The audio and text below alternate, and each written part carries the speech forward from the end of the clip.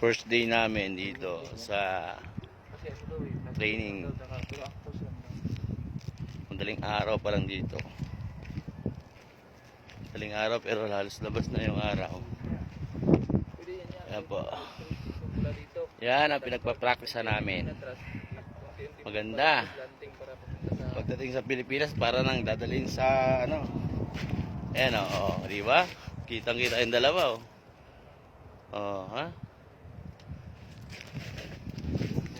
Alas 6 pa lang na madaling araw di ang umaga rito sa amin. Ayan. Sa gitna kami ng disyerto. Practice lang kami.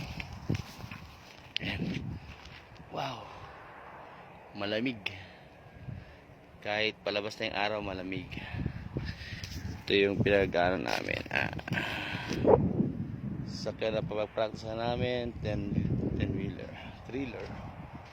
Ang haba. Yan, ang haba. Tapos ito yung mga goma. Yan.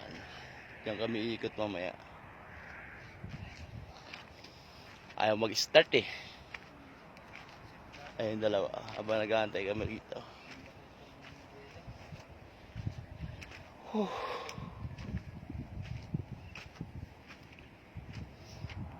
Ayan, sila ko Elmer, si Jason.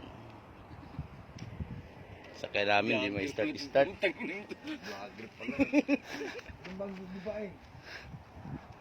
Ito yung unit namin na maganda. Pinagpapraktisan. Volvo. Lighter na lang kulang dito, lighter. Volvo lock.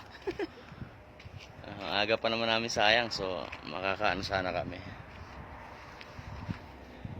Lawak ng disyerto. Wala sa Pilipinas nito. Okay, bye-bye.